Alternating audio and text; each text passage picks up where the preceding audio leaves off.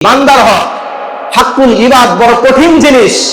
আপনি যদি বান্দার হক সঠিকভাবে আদায় না করেন, আল্লাহি আল্লাহর কসম করে বলে যাই, কাল কিয়ামতের দিন আপনি বান্দার হক যতক্ষণ পরিশোধ করেন নাই ততক্ষণ পর্যন্ত আপনি জান্নাতে যেতে পারবেন না।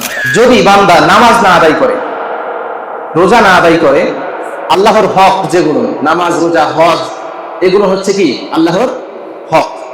এই হকগুলো যদি আদায় না করে, আল্লাহ চাইলে বান্দাকে ক্ষমা করে দিতে পারেন, কিন্তু ক্ষমা করে দিবেন এমন নয়, চাইলে ক্ষমা করে দিতে পারেন।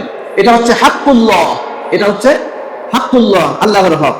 হাক্কুল ইবাদ বান্দার হক, হাক্কুল ইবাদ বড় কঠিন জিনিস। আপনি যদি বান্দার হক সঠিকভাবে আদায় না করেন, আল্লাহি আল্লাহর কসম করে বলে যাই, কাল কিয়ামতের দিন আপনি বান্দার হক যতক্ষণ পরিশোধ করেন নাই ততক্ষণ পর্যন্ত আপনি জান্নাতে যেতে পারবেন না। সম্মানিত হাজির, যাকাতটা হচ্ছে বান্দার হক। যাকাত কার হক? বান্দার হক।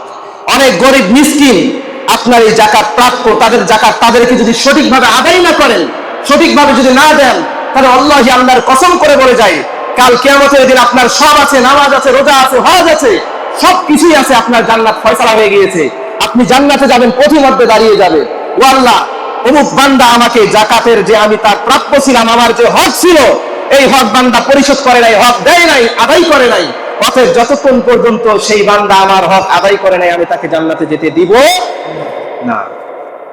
তখন সব আছে, আপনার সব আমল আছে, সবকিছুই আছে, কিন্তু আপনি জান্নাতে যেতে পারতেছেন না। সম্মানিত হাজিরিন, সেদিন সব থেকে দুঃখজনক বিষয় হবে তাই, বান্দার নামাজ আছে, রোজা আছে, হজ আছে, সবকিছুই আছে, কিন্তু বান্দা জান্নাতে যেতে পারতেছে না। এর থেকে দুঃখ আর কিছু আছে?